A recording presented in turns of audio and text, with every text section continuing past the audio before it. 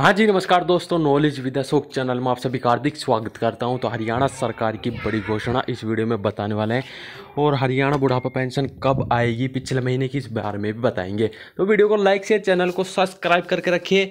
तो देखिए, यहाँ से सबसे बड़ी खबर निकल कर आ रही है जो हरियाणा सरकार के द्वारा बड़ी घोषणा की गई थी। तो 1,20,000 कच्चे कर्मचारी अब सेवानिवृत्ति आयु तक कर सकेंगे नौकरियाँ। तो हरियाणा में जो एक घोषणा हुई थी तो 5 साल से अनुबंध पर नौकरी कर रहे 1,20,000 कच्चे कर्मचारियों की जो सेवाएं 58 साल तक आयु सुनिश्चित कर चुकी है। प्रदेश सरकार ने अभी सभी विभाग अध्यक्षों को फैसला का अनुपालन सुनिश्चित करने के फैसले निर्देश दिए हैं। कौशल रोजगार निगम आउटसोर्सिंग पॉलिसी पार्ट 1 और पार्ट 2 लगे 50,000 रुपये तक मासिक वेतन वाले सभी कच्चे कर्मचारियों को इसका लाभ मिलेगा। बोर्ड निगमों के मामलों के प्रशासक और प्रबंधक निदेशक आदेशों को लागू कराएंगे। मुख्य सचिव TVSN प्रसाद ने शुक्रवार को इस संबंध में सभी प्रशासनिक सचिवों और विभागाध्यक्षों, बोर्ड निगमों के मुख्य प्रशासक और प्रबंधक निदेशक, मंडलायुक्त, उपायुक्तों को पंजाब एवं हरियाणा हाईकोर्ट के रजिस्ट्रार जो है को निर्देश जारी कर दिए गए हैं। तो अनुबंधित कर्मचारियों को रिटायरमेंट तक की जॉब गारंटी मुख्यमंत्री नायब सिंह सैनी सरकार द्वारा लाए गए थे। हरियाणा संविदा कर्मचारी सेवा सुरक्षा अध्यादेश 2024 को राज्यपाल बंडारू दत्तात्रेय पहले ही मंजूरी कर चुके हैं। तो अध्यादेश के मुताबिक सभी अनुबंधित कर्मचारियों के साथ ही स्कूलों तैनात अतिथि अध्यापकों को भी बदले नियमों का लाभ मिलने वाला है। तो 15 अगस्त तक जो 5 साल की नौकरी पूरी करने वाले सभी कच्चे कर्मचारियों की नौकरी 58 वर्ष की आयु तक सुनिश्चित करते हुए इन्हें पक्के कर्मचारी के समान बेसिक वेतन दिया जाएगा। ऐसे कर्मचारियों को न्यूनतम पे स्केल जो है 5% अधिक मिलेगा। तो इसी तरह 8 साल से कार्यरत जो कर्मचारी हैं को न्यूनतम पे स्केल 10% अधिक वेतन मिलेगा। इससे अधिक वर्षों की नौकरी पर न्यूनतम पे स्केल 15% अधिक वेतन दिया जाएगा। हर साल 1 जनवरी और 1 जुलाई को अनुबंधित कर्मचारी के जो मानदेय हैं वृद्धि की जाएगी, यानी बढ़ोतरी की जाएगी। 1 साल की सेवा के बाद सालाना वेतन वृद्धि डेट कम रिटायरमेंट, ग्रेजुएटी और मैटरनिटी एक्ट के तहत मिलने वाले सभी लाभ मिलेंगे। PM जन आरोग्य योजना, चिरायु एक्सटेंशन योजना के तहत अनुबंधित कर्मचारियों के परिवारों को स्वास्थ्य सुविधाओं का भी लाभ दिया जाएगा। तो मुख्य सचिव ने सरकारी विभागों में अध्यादेश को लागू कराने के लिए विभागाध्यक्षों की लगाई ड्यूटी। कर्मचारियों को सेवा का लाभ सुनिश्चित करने के लिए मुख्य प्रशासक और प्रबंधक निदेशकों की जवाबदेही तय। 1,20,000 जो कच्चे कर्मचारी थे अब सेवानिवृत्ति आयु तक कर सकेंगे नौकरी। ये बड़ी खुशखबरी आ गई है कच्चे कर्मचारियों के लिए, ठीक है। यानी कि हरियाणा के मुख्यमंत्री नायब सिंह सैनी ने जो पहले घोषणा की थी तो अब उसको ये बता दिया गया है। एक और घोषणा देखिए यहाँ से, चुनाव ड्यूटी के दौरान मृत्यु पर स्थायी दिव्यांगता के मामले में परिवारजन को मिलेंगे अनुग्रहण राशि। चुनाव ड्यूटी के दौरान जाने वाली अनुग्रहण राशि केंद्रीय गृह मंत्रालय द्वारा दी जाने वाली अनुकंपा राशि से अतिरिक्त होगी।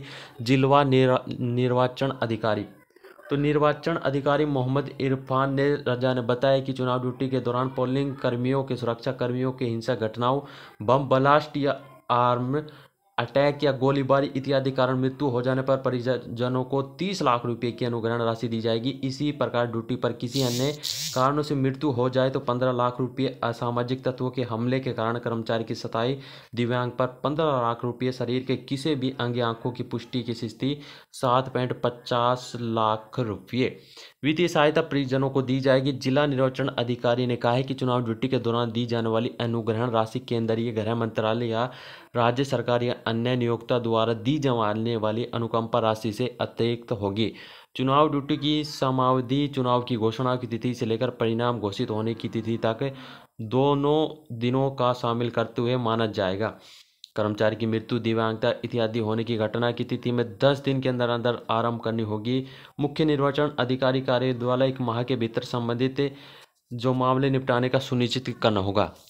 उन्होंने कहा है कि चुनाव ड्यूटी के लिए निम्नलिखित ड्राइवर, क्लिनिक आदि जैसे कोई भी निजी व्यक्ति, BNL, SNL इंजीनियर जो फर्स्ट लेवल चेकिंग, मतदान दिवस और मतगणना दिवस ड्यूटी में लगे हुए सभी इसमें शामिल किए जाएंगे। किसी व्यक्ति को चुनाव संबंधी जैसे प्रशिक्षण के लिए घर कार्यालय से निकलते तब भी चुनाव ड्यूटी पर माना जाएगा। जब तक वह चुनाव संबंधी ड्यूटी के बाद अपने घर कार्यालय वापस नहीं जाता है, इस अवधि के दौरान कोई दुर्घटना होती तो उसे चुनाव ड्यूटी के दौरान दुर्घटना माना जाएगा। तो बशर्ते मृत्यु और चोट की घटना और चुनाव ड्यूटी के बीच कोई कारणात्मक संबंध हो। उन्होंने कहा कि चुनाव लोकतंत्र की एक मूलभूत विशेषता है। चुनाव के दौरान विभिन्न विभागों के अधिकारियों और कर्मचारियों से मिलकर बनी मशीनरी द्वारा मुश्किल गतिविधियां शामिल होती है। तो चुनाव ड्यूटी के दौरान मृत्यु या स्थायी दिव्यांगता के मामले में परिवारजन को मिलेंगे अनुग्रहण की राशि, यानी कि 30 लाख रुपये दिए जाएंगे अगर किसी कर्मचारी या किसी की चुनाव के दौरान मृत्यु हो जाती है। तो बुजुर्गों के लिए भी एक बड़ी सुविधा दी है। तो डिजिटल जीवन प्रमाण पत्र देने में बुजुर्गों को घर पर ही सुविधा देगी डाक विभाग।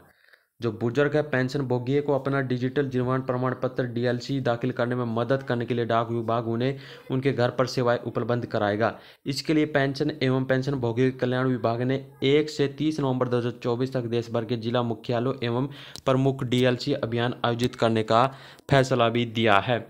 तो सभी जिला डाकघरों में डीएलसी अभियान 3.0 का प्रारूप तैयार करने के लिए 12 सितंबर 2024 को पेंशन एवं पेंशन भोगियों के कल्याण विभाग के सचिव वी श्रीनिवास ने डाक सेवाओं के महानिदेशक जो संजय शरण, डाक विभाग के उप महानिदेशक Rajul Bhatt, India post payment के बैंक के एमडी व सीईओ आर विश्वेश्वरण व अन्य के साथ बैठक की है। कार्मिक मंत्रालय की ओर से जारी बयान के अनुसार जिला डाकघरों व डीएलसी अभियान 3.0 के आयोजन के लिए यह डाकघर पेंशन भोगी कल्याण संघों, पेंशन वितरित करने वाले बैंकों, यूआईडीआई व अन्य के साथ समन्वय होंगे। इसके अनुसार जो जीवन प्रमाण पत्र या डीएलसी एंड्रॉयड स्मार्टफोन से फेस ऑथेंटिकेशन के जरिए जिला डाकघरों पर पेंशन भोगी द्वारा दाखिल किया जा सकता है। साथ ही कहा कि डाक विभाग बुजुर्गों को उनके घर तक सेवाएं भी पहुंचाएगा तथा पेंशन भोगियों की आवश्यकता अनुसार डीएलसी जमा कराने के लिए सूचित करेगा। बयान के अनुसार जो डीएलसी 3.0 अभियान के तहत प्रति जागरूकता फैलाने के लिए बैंसर, इंटरनेट मीडिया, एमएमएस एवं शॉर्ट वीडियो के जरिए व्यापक प्रचार किया जाएगा। इसमें यूआईडीएआई और इलेक्ट्रॉनिक्स व सूचना प्रौद्योगिकी मंत्रालय तकनीकी सहयोग उपलब्ध कराएगा। उल्लेखनीय है कि 2023 में डीएलसी अभियान 2.0 का आयोजन 100 शहरों में किया गया था और 1.5 करोड़ पेंशन भोगी ने अपना डीएलसी दाखिल किया गया था। यानी कि जो बुजुर्ग हैं, जो पेंशन भोगी हैं, उनके लिए एक बड़ी खुशखबरी मिली है। तो डिजिटल जीवन प्रमाण पत्र देने में बुजुर्गों को घर पर ही सुविधा देगा डाक विभाग। तो पेंशन भोगियों के लिए 1 से 30 नवंबर तक चलेगा अभियान, ठीक है। तो यहाँ से आपको बड़ी खुशखबरी मिल रही है। यहाँ से देखिए एक और बड़ी घोषणा, इसी माह बुजुर्गों के लिए शुरू की जाएगी स्वास्थ्य बीमा योजना। तो स्वास्थ्य मंत्रालय 1 सप्ताह के भीतर जो है एक योजना लागू करने वाला है। तो पीएम करेंगे इसकी शुरुआत। तो आयुष्मान भारत योजना के तहत 70 साल और उससे अधिक उम्र के जो बुजुर्ग हैं उनके लिए बड़ी खुशखबरी मिल रही है। यानी कि निःशुल्क उपचार की योजना का शुभारंभ प्रधानमंत्री नरेंद्र मोदी इसी माह करेंगे। इसकी तिथि तय की जा रही है। स्वास्थ्य मंत्रालय 1 सप्ताह के भीतर इसका पायलट प्रोजेक्ट तैयार कर देंगे। केंद्रीय स्वास्थ्य सचिव अर्पूर चंद्रा ने कहा कि सरकार इस पर तेजी से काम कर रही है। बुजुर्गों को आधार से पंजीकरण कराना होगा। आयुष्मान भारत योजना के तहत अभी 1947 किस्म की उपचार सेवाएं प्रदान की जा रही है, जिसमें 27 विशेषताएं वाली इन्हें और बढ़ाने के लिए राय भी ली जा रही है। तो इन योजना का दायरा बढ़ाया जा सकता है। तो 70 साल और उससे अधिक उम्र के सभी नागरिक शामिल होंगे। 6 करोड़ के वरिष्ठ योजना के विस्तार से लाभान्वित होगी। 4.5 करोड़ परिवार को लाभ मिलेगा। 5 लाख रुपए तक स्वास्थ्य कवरेज इस योजना में शामिल पात्र वरिष्ठ नागरिकों को विशेष कार्ड दर्ज दिया है। इन बीमारियों का इलाज नेत्र रोग संबंधी सर्जरी, मानसिक स्वास्थ्य समस्याएं, जलना, चोट लगना, फ्रैक्चर हड्डियों और जोड़ों से संबंधित उपचार, कैंसर उपचार, कीमोथेरेपी, सर्जरी, डायरिया और malaria, dengue, chikungunya, pneumonia, HIV का इलाज, अन्य बीमारियों। 34 करोड़ से ज़्यादा लोगों के पास आयुष्मान कार्ड है, ठीक है। और आपको बता दें कि उपचार पर किए गए सभी खर्च होंगे शामिल टेस्ट, उपचार और परामर्श, दवा और चिकित्सा उपभोग्य वस्तुएं, सामान और गहन देखभाल सेवाएं, डायग्नोस्टिक लैब और टेस्ट, सर्जरी, जहां आवश्यक हो अस्पताल में रुकने की सुविधा, खाने पाने की। तो आपको बता दें कि आपकी पेंशन आज कल में आ सकती है, आने की संभावना है। तो आपकी पेंशन जल्द ही आएगी, ठीक है। तो 1-2 दिनों के अंदर।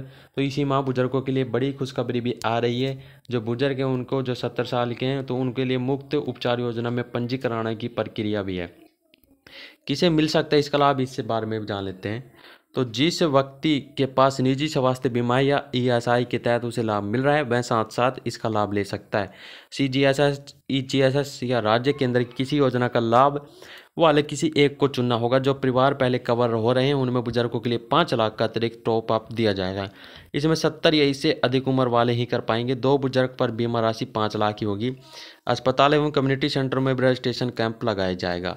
तो इसकी शुरुआत प्रधानमंत्री नरेंद्र मोदी करने वाले हैं। तो इसी माह बड़ी खुशखबरी मिल रही है, स्वास्थ्य बीमा योजना शुरू की जाएगी। तो अभी तक की इतनी अपडेट, रोज ऐसी अपडेट जानने के लिए चैनल को सब्सक्राइब कर लीजिएगा। भगवान का आपका दिन शुभ हो। जय हिंद, जय भारत, जय हरियाणा।